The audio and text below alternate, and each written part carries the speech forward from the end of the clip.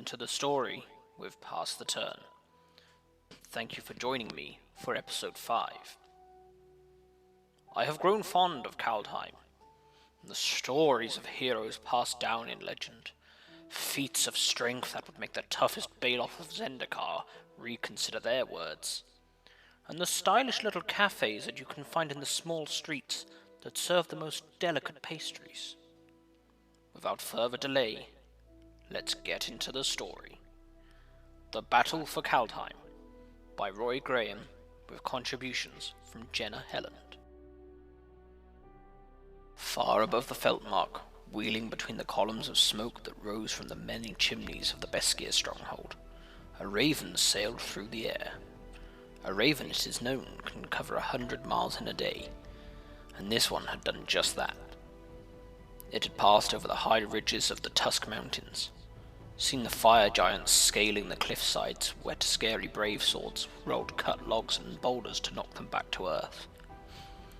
The raven, with one black and inscrutable eye, had watched the skell to gather in their marshes and swear oaths of blood readying for war. It had followed the coast for some time, where longships dotted the horizon, the greatest fleet of their age riding the wind westward, to the one place in Bretagard that all flocked to in this time of crisis. The raven landed on a thatched roof in one of the inner city courtyards, past the thick walls that ringed the fortress. Below, among the rising sounds of weapons pressed to grindstone, of mail brushing plate, two voices stood out. The raven, as was its way, paused to listen. "We've lost the eastern fold and it'll be the whole damn Olderguard soon," said the older one. His hair and beard were the colour of fresh snow. Everything else was weathered, leathery, rugged. On his back was a broad shield made of a material that seemed to shimmer in the right light. "I've never seen so many trolls in one place, and working together too." The younger one laughed. "The Canner are having trouble with the few Hagi. One of mine brought down a demon yesterday. Now all the youth are trying to claim the next." From the side of this one's head jutted an odd, bony protrusion. Like a saber-tooth had tried to bite into his skull, but had lost their fang partway through. "If it's such a party, then what are you doing here?" grunted the older one. The other shrugged. "A clan leader has certain obligations, you know." Two guards uncrossed their spears before the pair and brushed open a set of heavy wooden doors, each one taking the full weight of the warrior before they groaned open. "Arnie Brokenbow of the Tuskeri, and Finn the Fangbearer of the Canna," one of the guards barked. Inside, 4 figures were seated at the table. Inga Runai's, leader of the Omen Seekers, had already arrived, and this fortress belonged to Sigrid Godfavored, and the other two, a dark-skinned woman and an elf with red braids. They were strangers. Finn, the older of the pair, grabbed the axe from his belt. "What in Coma's breath is he doing here?" The guards parted through closing the door, scrambled for their weapons, but Sigrid held up a hand. "Inga." Runai stood from her seat. "This is Tyvar of Skemfar, and Kaya of Elsewhere. They are friends, and we are in need of all of the friends we can find right now." "No serpent-kissing elf can call himself my friend," growled Finn. "Least of all their prince." He hadn't drawn his weapon yet, but he looked ready to. Tyvar hadn't even risen from his chair, though. "It isn't just the humans that will die if the elves go to war, but I suppose you'll be the one to talk down my brother then, when he arrives at the head of an army?" "I'll talk him down. About 6 feet down." "Enough!" barked Sigrid, her voice a gavel. "I didn't invite you into my hold to insult my guests, Finn. I invited you to discuss how our people might live out the week." Grudgingly, Finn dropped himself into one of the chairs surrounding the long table. Arnie joined him. "So, I'm assuming there's some sort of plan, and it will require acts of stupendous daring and bravery. I understand the odds are against us." About this, he didn't seem terribly concerned. Sigrid smiled thinly. Trolls, demons, giants, both frost and fire, rampaging through the realm. And now I hear reports of Draugr, which means the dead man Karfel's dead army has returned. Yes, I'd say the odds are against us, but we have weapons yet with which to fight. Other than a mouthy elf, muttered Finn. Yeah, said Kaya. From under the table she lifted a sword that seemed to be forged from glass. Caught within the translucent blade were an array of blues and greens that seemed to ripple and glow before their eyes. She set it on the table with a dull clink. Is that? Said Clin. The sword of the realms, said Sigrid evenly. Cole must finally be finishing the bloody thing, said Arnie, whistling. He did, said Sigrid, but he took the secret of how to wield it to the grave. A moment of silence passed among them. Finn was the first to break it. But without that knowledge, it's nothing but a blade. A Tyrite forged one, aye, but no number of fine swords can stop a doomskar. There is one yet that can wield it, came a voice from the darkened corner of the room, where the light of the braziers didn't quite reach. A fifth figure stepped forward from the shadows. An old man in a long, heavy travelling cloak. There was a raven perched on his shoulder. The god for whom the sword was meant. Halvar, god of battle. From his eyes spilled a faint glow, the same light frozen inside the blade of the sword. Before Alrund, even Finn was speechless. Alvar's our man, said Kaya, but getting to him is going to take some doing. Arnie recovered from having met the gods of Kaldheim, kicked his feet up on the table. A perilous quest then. Now we're getting to the good part. Halvar, Alrund had told them, wasn't far from the Beskir fortress. He was, after all, the god of battle, and battle was all around them now. As the raven flies, he was quite close. I only wish the old man hadn't meant it literally, thought Kaya, grabbing a fistful of black feathers and tightening her grip. The bird that rode on Alrund's shoulder was named Haka. Kaya knew that much. He hadn't told them the names of the giant ravens that now carried them through the sky. Great tracts of grassland whipping away with each beat of their vast black wings. Or maybe he had. Admittedly, Kaya hadn't been able to focus much during introductions, her attention inextricably drawn to those great glassy eyes. There was an intelligence in them she couldn't deny, and a curiosity. Not to mention the great curving beak which could probably snap her in two if it wanted. On one rode Sigrid, Finn, and Inga, on the other, Arnie, Kaya, and Tyvar. Look! She heard Tyvar shout over the rushing wind. The first thing she saw was a tear in the world, a streak of icy white cutting through the amber fields below. The perspective looked all wrong, like someone had laid another plane flat across this one. Steam billowed out as the air of the frozen place met the warmer air of Bretagard, and from the edge of the opening thin, rotting figures dragged themselves hand over hand onto the human realm. Ahead of them, across a rolling carpet of yellowing grass, stretched 1,000 shambling forms. Draugr, they had called them, a zombie by any other name. Towering above the rank and file were a few massive figures, covered in long, ropey hair. Torga trolls, Kaya recognized, though these ones looked like they'd seen better days. Hard to tell from up here, but they had the same unsteady gait as the foot troops. Undead too, then. All of them, Draugr and Torga, big and small, shuffled toward the same thing. A thickly built wooden bridge, fording a broad white river. On the far side, Kaya could make out a hamlet of little huts, cobbled paths, a water wheel. No people that she could make out, but that made sense with what was on their doorstep. It seemed miraculously whole, untouched. The solitary figure on the bridge had made sure of that. From here, Halvar didn't look like much. He didn't radiate that spooky godlight in the same way Alrund did. Compared to the gash in the world spilling blue, green, and purple light into the sky, he seemed hardly remarkable, a minuscule figure from his height, in dulled iron armour. Before him, on the near side of the bridge, was a mound of destroyed Draugr, nearly waist-high. "We have to get to the bridge," yelled Kaya, hoping Tyvar would hear it and the giant bird they were on would somehow understand it. There was no way to turn back the clock, to suck this undead army back into the frozen world, but the Sword of the Realms was strapped across her back. If they could reach Halvar, they could at least stop this from getting any worse. But Tyvar's eyes, as he turned to face her, locked onto something else. A shadow passed over her then. The bird's glossy black feathers grew marginally darker as something moved between her and the sun above them.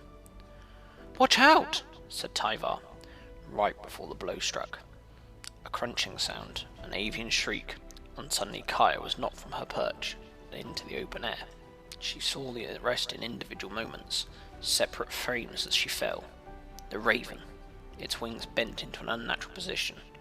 Tyvar and Arnie, arms wheeling around them as they started to fall, grabbing for handholds where there weren't there. Above them all, a massive horned figure with two leathery, ragged wings, carrying a heavy-looking, long-handled axe. It was closer than she'd seen him before. Even falling down away from the demon, she could make out the tangle of bruise-coloured flesh that hung in the shape of a wild beard.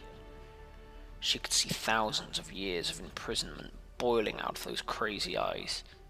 Varagov swung again, driving his axe into the raven's side, and then Kaya was turning over and over, the wind deafening in her ears, falling. Think! She looked down, squinting against the wind. Below her the river crashed and surged. Hitting water after a fall from this height wouldn't be much better than hitting stone. She could survive the fall, though. Her ability to slip in and out of mortal flesh could make sure of that. Could Tyvar? She didn't know. She couldn't count on it.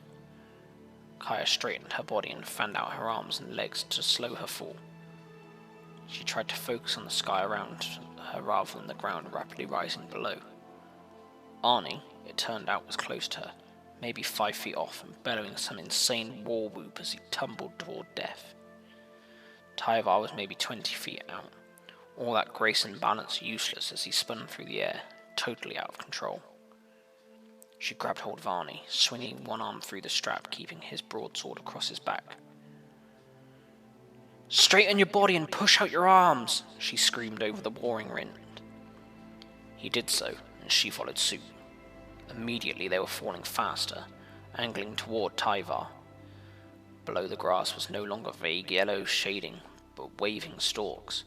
She could make out the blocky steel blades of the Draugr, their armor still rimmed with frost. They were almost in the river. She couldn't miss. It had to be now. They collided with Tyvar about 5 seconds before they hit the surface. Another second to summon up the energy she needed. One more to turn all 3 of them insubstantial. The last 3 seconds were just enough moments to spare. Darkness and cold swallowed them. It wasn't just the chill of the water rushing all around them either.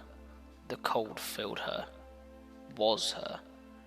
No hot rush of blood through veins. No air in her lungs. No steady heartbeat reminding her with each thrum that she was alive. For those few seconds, Kaya knew what it was to be dead. And to linger on, a ghost, a spirit. With effort she pulled them all back to corporeal form, and at once they were all tumbling and turning in the current. Kaya had no idea which way was up, no clue where to swim. All she could do was cling to Arnie and Tyvar. Keeping them one big drowning unit, she opened her eyes. All around her was rushing water. At the edge of her vision, in the greater darkness, the broad river, she thought she saw something move. A sleek, nimble body in the waves. Arnie was the one that caught the branch along the bank, and Kaya's help, they hauled Tyvar out of the water. He was still gasping for air, clutching his arms as if freezing. It was lucky, she guessed, that the Draugr on all sides seemed too surprised to take a swing at them before she'd found her footing again. Kaya dodged the first blow, parried the second. She knocked away a sword swing meant for Tyvar, took the Draugr's arm off at the elbow. "Get up, kid!" They were slow, but there was no end to them, and on all sides they were beginning to realize there were enemies in their midst. Kaya split a white, frostbitten skull with one of her hand axes and tugged it free barely in time to knock aside a spear thrust. She stepped backwards, nearly tripped, and immediately Arnie was there in front of her, hacking off limbs with great wheeling sweeps from his broadsword. Does that guy get turned ethereal every day? Kaya thought, bewildered. Arnie thrust his blade into a Draugr's ribcage, held it at arm's length while it clawed uselessly at him, and turned back to her. Sure enough, he was grinning. You two go on ahead. I'll keep this lot busy. Least I could do after you broke my fall of your spooky magic, of course. One warrior against all these Draugr. Those odds weren't great. Then again, this seems like a man who likes to gamble. Kaya pulled Tyvar to his feet, and together they ran through the gap Arnie had carved out. In the distance she could see the bridge, almost close enough to touch, with nothing but an army of undead between them. She could rush ahead if she'd started phasing, but she'd been immaterial for a long time during her landing, and didn't know how much more her body could take. There was Tyvar to consider it too. At least the Draugr in this section of the field seemed less dense. Together they ran, pausing only briefly to shatter a ribcage or lop off a frozen limb. The sword of the realm was jostling the whole time in its sheath against Kaya's back. Behind them in the distance she could see standards of the human clans as they clashed with the edges of the Draugr horde, but there hadn't been time to marshal more than a few raiding parties, and more Draugr spilled out of that rift with each passing minute. Over the dead-choked field rose a sound of Kaya she'd never heard before. A few changes of pitch and tone, and it might have been the call of some vast night bird, the howl of a direwolf. It had that wild and eerie quality to it as it carried across the plains, and Tyvar froze. That's no Draugr horn, he said breathlessly. It sounded again, and Kaya followed it to the gentle curve of a hill some way off. A line of figures had begun to form. Most carried shields of bronze, stained with the green patina of age. Some carried spears, some swords. Kaya only needed to see how Tyvar looked to them to know who they were. The elves of Skemvar marching to war. Tyvar, we don't have time for this, we have to move, said Kaya, but Tyvar seemed rooted to the spot. Kaya, the humans aren't the only victims of Tybalt's treachery, he said, turning to her. I can't let my people fight and perish for his lie. My brother stands at the head of that army. I know I can make it him see reason. For all Tyvar's bravado, he had a good heart in there. Alright, kid, get moving then. Will you be okay? Kaya grinned, tried to look confident. I made my professional reputation killing the undead. I'll be fine. He nodded. With that, he tore off. It wasn't a lie she'd told him, exactly, but this would have been much easier if the Draugr were and did of the more spectral variety. Kaya pushed forward, hacking through when she needed to, running when she didn't. The sounds of metal clashing against metal were all around her now, as well as the distant screams of men and women, and she found her heart beating louder and louder in her ears. Everything seemed to be happening slower than usual, each breath feeling like an hour, a year. An earth-trembling footstep shook her from her trance, freezing her where she stood. Between Kaya and her path to the bridge stood one of the Torgid trolls she had seen from the air.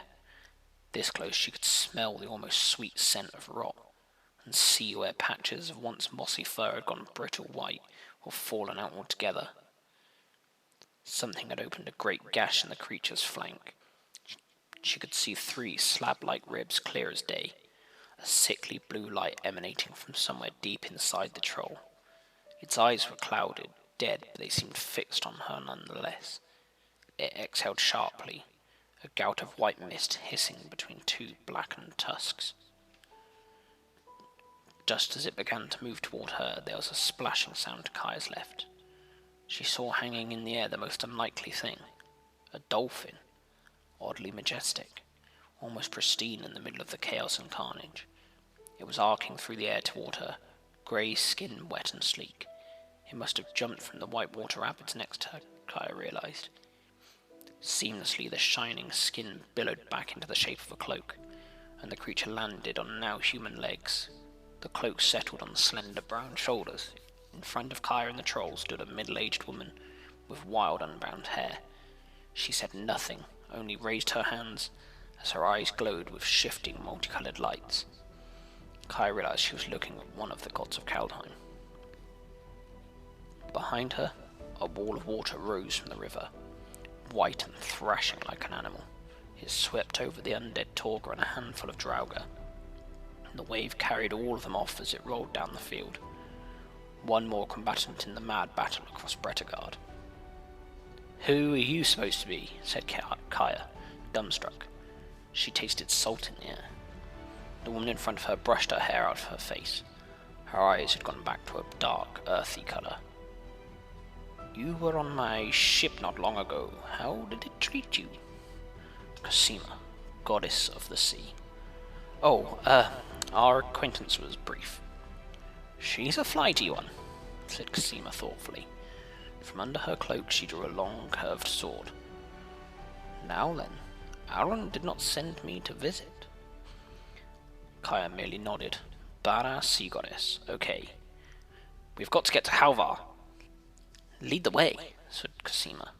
More Draugr had assembled before them. These fell before the pair like wheat to a scythe. They were close now, not 100 feet off. She could see Halvar at the head of the bridge, knocking Draugr about with swings of his shield arm, pitching them into the white river below. She was almost there. She didn't register the shadow passing over until it smothered her in darkness. Suddenly something pulled sharply at Kaya's leather armor, yanking her to the side just in time to avoid the ugly iron axe biting into the dirt where she'd stood moments ago. Cosima, having dragged her out of harm's way, was now pulling her up to stand. Between the pair and the bridge, 10, 12 feet tall, fronds of grey flesh curling and waving from his arms, his chest, his face grinning a hideous frozen grin, was Varagoth. He beat his wings once, then settled on the ground. "He didn't have wings last time," muttered Cosima. "That blade! I know what you carry," he hissed, his voice rust and blood. "I swear on the endless lives I have taken that you will not trap me again in the desolate." The first axe thrown hit him on the brow, clipping one horn, causing boiling, tarry blood to bubble around where it had stuck. The second axe, this one in Kaya's hand, drove into his knee. Varagoth howled in pain and grabbed at her, but Kaya danced out of his grasp. She even managed to snatch her hand axe from his forehead as he bent over. "I know you're some kind of scary story people tell their kids, but I'm not from around here," Kaya said, once she was a safe distance away. Varagoth bellowed in frustration and lunged towards her, a single beat of those huge wings driving him half the distance. She landed 2 clean hits, but neither seemed to slow him down much. Kaya ducked below a scything axe blow, feeling the wind of it whip across her face. Then Cosima was there, swinging her blade in great curving arcs, carving through Varagoth's iron armor like water. If the wounds bothered the demon, he showed no sign. Behind him, more dark, winged shapes descended from the sky, landing between them and the bridge. She tried to ignore the deep weariness in her limbs, shifting her grip on the hand axes. There was no time to worry about whatever was on the other side of Varagoth. If she couldn't get through him, nothing else mattered. She and Cosima moved forward together. The sea goddess went low and Kaya went high. Cosima caught the blunt side of the demonic great axe on her backswing, sending her flying backwards. But Kaya chopped into his shoulder. He didn't fall or falter. Instead, he grabbed her around one leg. If she hadn't phased, a considerable effort now, even on a smaller part of her body, he would have beaten her against the ground, breaking her spine and more besides. She tumbled free, coming up just in time to dodge another blow of his axe. How long could she keep this up? Behind him, through the crowds of Draugr, more horned, hulking forms advanced. "It's not too late," said a little voice inside herself. "You could always leave." Kaya set her weight into a balancing stance and took a deep breath. Yeah, she could, but that didn't mean she would. The first of Varagof's demons stepped out of the crowd, shoving Draugr aside. There were 2 more behind him, and who knew how many beyond that. She bent her knees, prepared again to leap forward, but was interrupted by the familiar sound of a horn blowing, this time much closer. They crashed into the Draugr and the demons both, from the east where the rising sun shone on their armour and shields, making the ancient tarnished brass seem for a moment new again. Elves, she realised. A line of pike-bearers set their hafts against the ground, forming a wall between Kaya and the demons. They were helping her. "Need a hand?" came a voice from behind her. Tyvar sat on what looked to Kaya like some sort of reindeer, festooned in the same greenish brass armour as the rest of the elves. Next to him rode another elf, taller and more slender, with the same red hair, but a severity to his features she had never seen on Tyvar.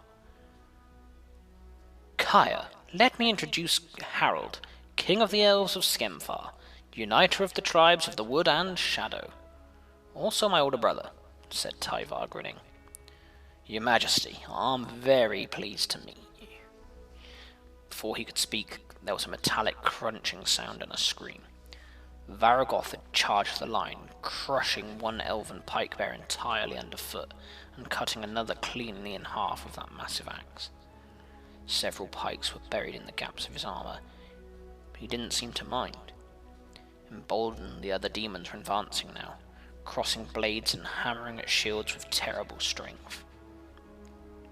Tyvar spurred his reindeer into motion, gracefully dismounting behind the elves, holding back the demonic onslaught. He put his hands on the backs of their armour, and Kaya watched the plating seem to grow, contouring to perfectly fit their bodies, doubling over itself to grow thicker. One demon feigned past the shield, raking his sword across the elves' reinforced breastplate, but the blow only threw up a shower of sparks as it skittered off. Good friend to have, thought Kaya. More elves poured in from behind Harold, filling the gaps in the line. Kaya allowed herself a moment to breathe. "So," she said to the Elf King, "your brother is—" "A fool," said Harold, in a clipped-short tone, "and a braggart, but not a liar. He prevented me from making a mistake here, and I am thankful for that. I'm pretty thankful myself. He says you must get to the bridge." Halvar extended a hand down to her. "I can bring you." "What about Tyvar?" They glanced back to the battle, where the elves clashed with demons and Draugr. Tyvar, his arms now gleaming that ancient brass colour, danced around a furious Varagoth. He actually managed to leap over one long sweeping strike to crack the demon across the jaw of one metallic fist.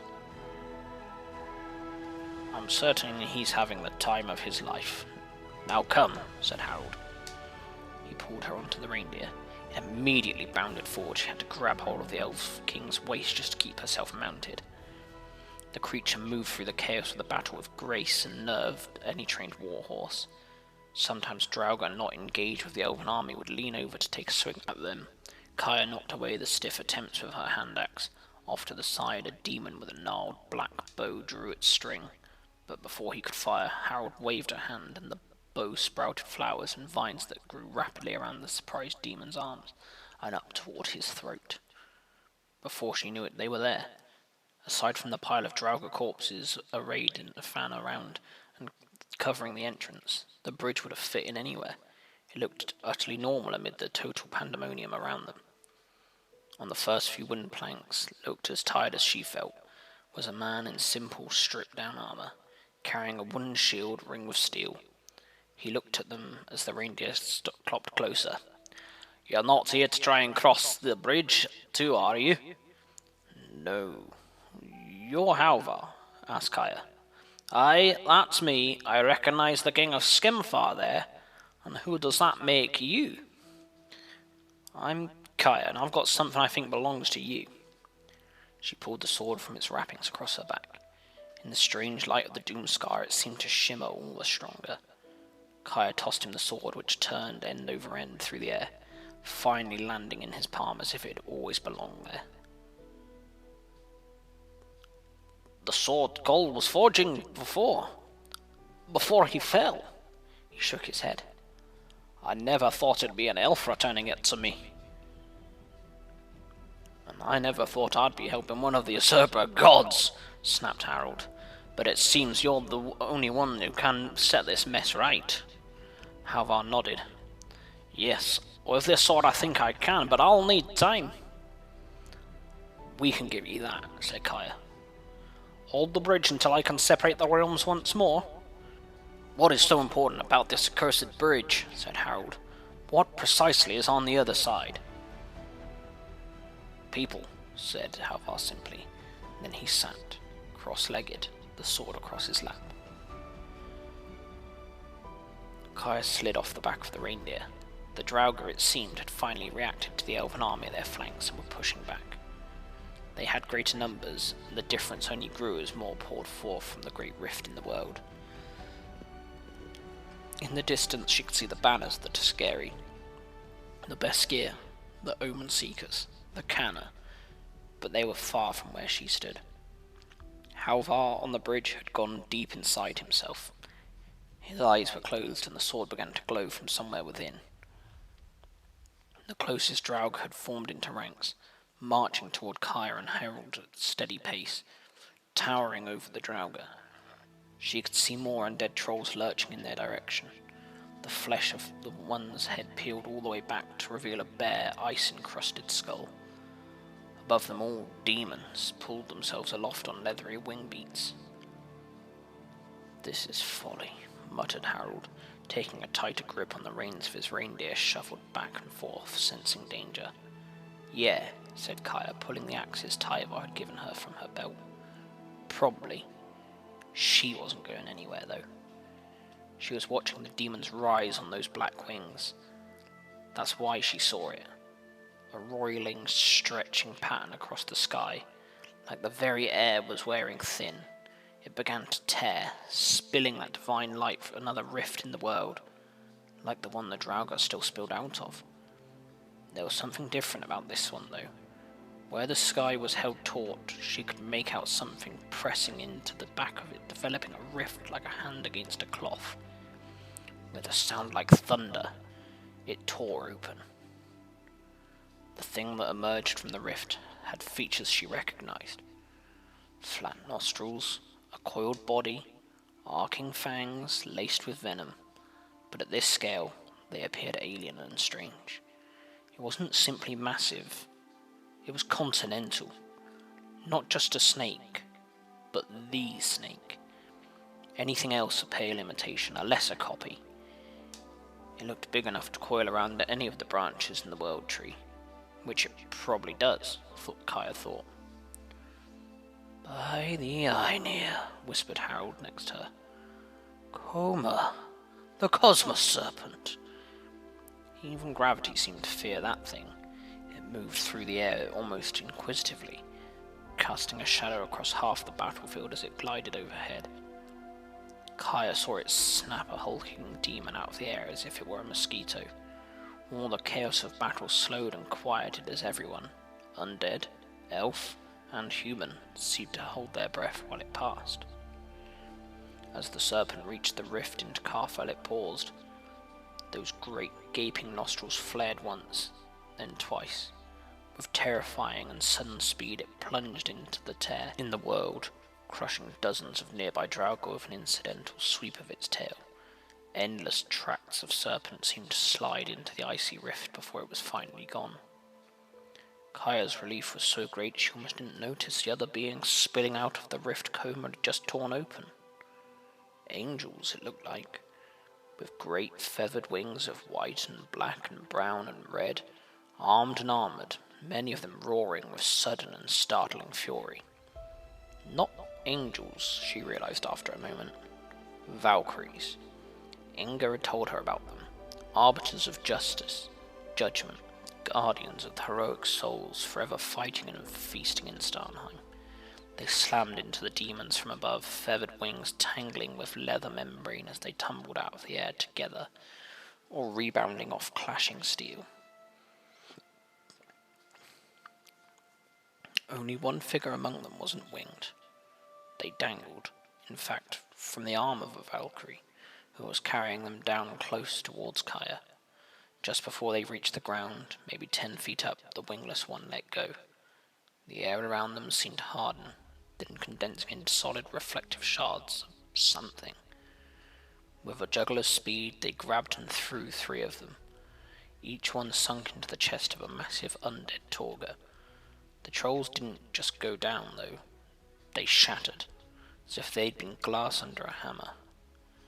"Neat trick," said Kaya. "Who are you?" The stranger whirled on Kaya, another mirror-like shard in their hand. Kaya put her hands up on the instinct. She'd seen what those could do. "Who are you?" said the stranger. They didn't notice the Draugr behind them, hefting a chipped, ancient-looking greatsword. "Behind you!" Kaya shifted her grip around her axe and threw. The stranger twitched their head away from the arcing weapon. In the right direction, thankfully. The axe slammed into the Draugr's skeletal face, knocking it to the ground. After a moment, they both let out a breath. "I'm Kaya," she said. "You got a name?" Nico Aris." That didn't sound like the name of a Kaldheimer. "Great, we'll handle the introductions later." Kaya turned back toward the mess of Draugr and demons. Something was surging through the crowd toward them, knocking corpses like soldiers into the air as it barreled their way. Varagoth, who else, crashed free of the ranks of Draugr, looking more like a wild beast than a demon jarl now. The iron armor he'd been wearing was warped, gouged, and broken. Somewhere along the way he'd lost his axe. He was bleeding from a dozen different wounds now, but he was still upright. Clinging to his back, red hair darkened with blood and eyes unfocused, was Tyvar. Harold hissed a word. Snakes sprung from the ground, their scales stitched with the same runic lettering she'd seen over Tyvar's own magic. They wrapped round Varagoth's legs, binding him until he ripped them apart barehanded. Nico threw a mirrored shard toward the demon, but he caught it on one of the iron plates still affixed to his arm, and it bounced off harmlessly. As Varagoth stalked forward, Kaya saw Tyvar jab that brass blade of his into the demon's wing. He roared with pain and fury, reaching back to grab Tyvar, and taking his eyes, for a moment, off the rest of them, which was just the opportunity Kaya needed. Yeah, she was trying to do her hero thing now, but Kaya had spent a long time as an assassin. The motion was fluid, easy, almost effortless. It required no phasing or magic powers. Kaya slipped in past Varagoth's free arm and swung an axe clean through his throat. The demon stumbled forward, both hands going to the mess of tarry blood suddenly spilling from his neck. He took one more step, reaching out a claw, and collapsed. Kaya didn't even have time to exhale. Behind them came a sudden rushing sound like water.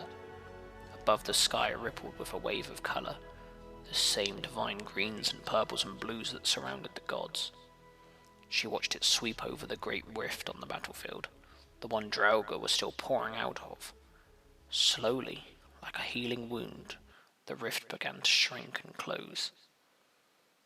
Kaya didn't know if the Draugr were mindless, undead, but they were at the very least slow-witted.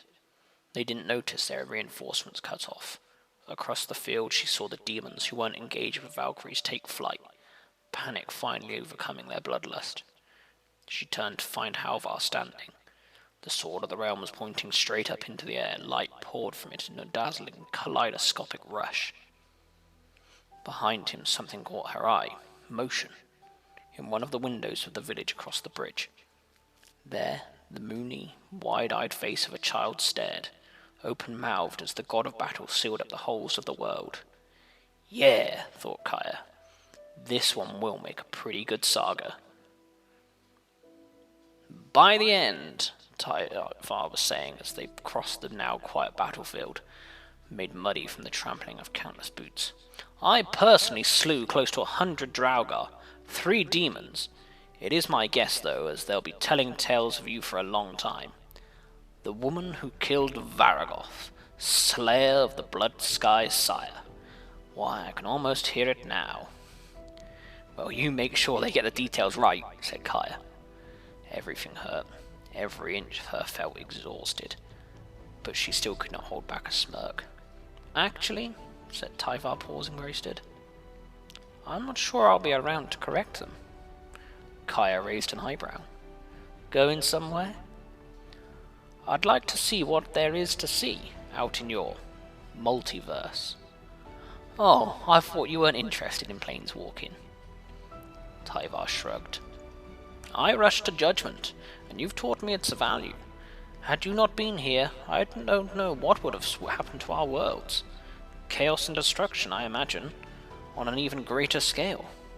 Perhaps there's a plane, a people out there that need my help, as Kaldheim needed yours." "What about being remembered? You're leaving all that glory on the table," said Kaya. "Oh, I'm not worried about that anymore. I don't believe the people here will ever forget about what you did here," he said. That could still take her aback. That damned earnestness of his. He was guileless, this kid, an open book. But he saved me more than once. She figured he'd be okay. "Well," she said, "maybe I'll see you out there." "You will," said Tyvar, confident as ever. "And next time, it's my deeds that will go down in the sagas." They came to a kind of crossroads. What had once been a crossroads anyway. Now it was littered with the detritus of war. Swords and spears, axes and helmets, the dead everywhere. Draugr, yes, but humans and elves too. A moment of silence held in the air. At the crossroads waited Inga Runais, along with the other leaders of the clans of Bretagard, Arnie, Sigurd, Flynn. By the canal leader stood that lanky stranger, the one who'd fallen from the sky. Nico, their name was. Harold, too, was close by, flanked by a retinue of brass and armoured honour guard. He and Finn were staring at each other with open contempt, but at least weapons hadn't been drawn. With the doomskar over, the gods had vanished, off to other tasks, other duties. This corner of Kaldheim was hardly the only one that had suffered, Kaya supposed. "Kaya, Tyvar," said Inga, by way of greeting. "You appear unharmed." "More or less," said Kaya. "I am glad." "We broke the Draugr lines and drove off their main body," said Sigrid. "Our scouts are pursuing the stragglers, but we'll never catch them all. Unless Draugr melt in the warmer months, we'll be dealing with them for years. But any trouble they cause will be nothing compared to the demons that escaped." "It's all the same across Bretagard. Probably all across the realms," said Inga. "The rifts were open for a long time. There's no telling what slipped through." "I, for one, can't wait to find out," said Arnie, grinning. "As you say, all the realms have changed by what happened here. The elves will return to Skemfar to care for our own," announced Harold. "It will not be simple even with the doomskar finished, but the spells of our ancestors are capable of such feats and more." "I suppose we'll have to get along until then," said Finn, his jaw clenched tight. "What will you do, Kaya?" asked Inga. "You still have a monster to catch, don't you?" "Yeah," said Kaya. She hadn't forgotten about the thing in the cave, even though it seemed like 100 years since her voyage of the Omen Seekers. No telling where it ended up after all this, though, and I've got a hunch it can travel a lot farther than just between realms. "What's beyond the realms?" asked Nico. "The planes. It's a bit complicated," said Kaya, waving her hand. She was too tired to explain it all again. But Nico stepped forward, an odd eagerness in the stranger's eyes. "These planes, is there one called Theros?" Kaya looked at them in surprise. It was hard to believe that name mentioned here, now. But then what about her day had been easy to believe? "Another one?" she thought and sighed. We should probably talk." Epilogue. Essika was dying. That wasn't supposed to happen. She was a god. It was by her hand, in fact, that the gods were freed from their mortality, from aging, from that final closing in of the dark. It was Essika who brewed the potion of divinity from the sap of the world tree, the draught that kept death at bay. And yet she could feel the life escaping her, running down her arms, her body, her face. She couldn't move her legs. She would have fallen to the ground by now if the monster who had done this was not holding her up with one raw, flesh-coloured claw. It tilted her to one side, regarding her with those dark, empty eye sockets. It had found her, this thing in her sanctum, the place where she drew the sap and brewed the cosmos elixir. Nobody, nothing had ever found her here. A voice rose from the creature's throat, then an odd amalgamation of tones and deliveries, as if the words had been stolen from other voices, synthesized into something new. Not enough hunger in you. Not enough fear to survive. Soon, though. He dropped her, then, and stalked back toward the well that ran to the heart of the tree. Asika tried to raise her arms. She had never been a warrior, not like Halvar or Toralf, but she would fight with everything she had left to defend the World Tree. Her arms wouldn't obey her, though.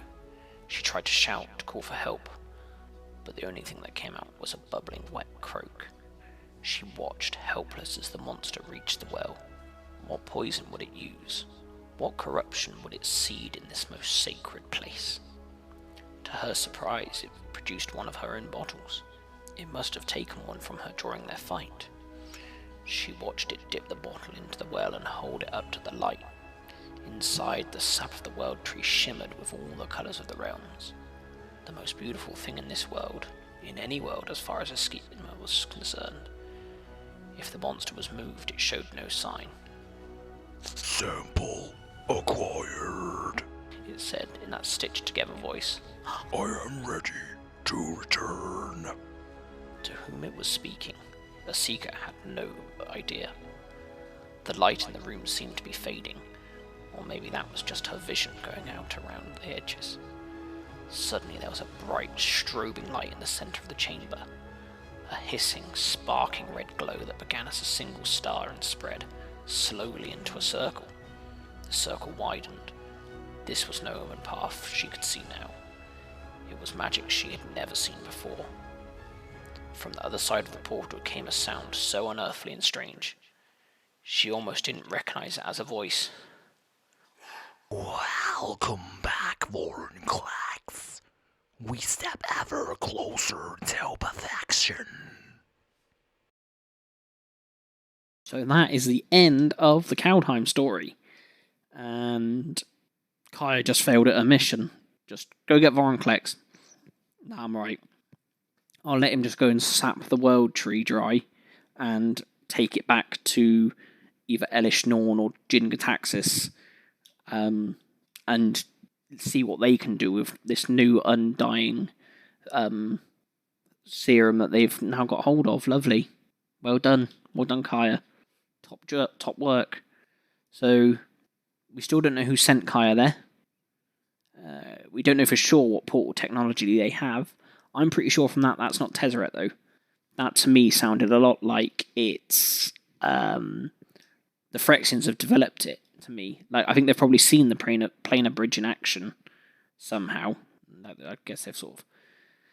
And they've managed to replicate it. It's sort of the sort of idea I got there from them. So, yeah, very interested to see what this means, because it's not just Vorinclex was spat out, that they have full control and knew what they were doing. So, yeah, it's scary times. I do not know where this is heading. I was trying to think whether or not they could have been related. Remember the Ozolith being corrupted to cause weird mutations on Ikoria. I was thinking whether or not the Phyrexians would have been there, but I'm pretty sure it specifically said a Planeswalker did it. Which it could just be it meant an off-worlder, and they assumed it was a Planeswalker, but I don't know. So I don't know about that. I'm trying to think if there's any other hints. Is there anything else that we should have known? Is there anything we should have seen in the last few sets? Even year? Like, because obviously it's been a long time since we've even thought of Phyrexia, really. Like, sort of in standard sets. So, I don't know. Is there more to it that we aren't seeing yet? Interested to hear thoughts. So yeah, it's really good. Obviously, we saw a lot of characters in this one that relate to the side stories that came out that we haven't gone through yet. So we will go through them and get more detail of Nico, Arius, more detail of Broken Bow. I can't remember which other ones are in the side stories off the top of my head now, but yeah, we'll get some more information on them. I hope you managed to make it through all the voices. That I'm not going to lie, I got a bit lost myself in there sometimes. We had fun though. It's been a brilliant story. I think I've enjoyed that as much as I enjoyed the Amonkhet set. For like the story really pulled me in. I think it's because of the underlying Phyrexian tones. And yeah, I just loved how Tybalt was done throughout. So yeah, all in all, I'm really happy how this has turned out and really impressed. So I guess it's just wait another 3 months until the next set and we can learn more. Thanks for tuning in. It's been Into the Story with Pass the Turn. Bye.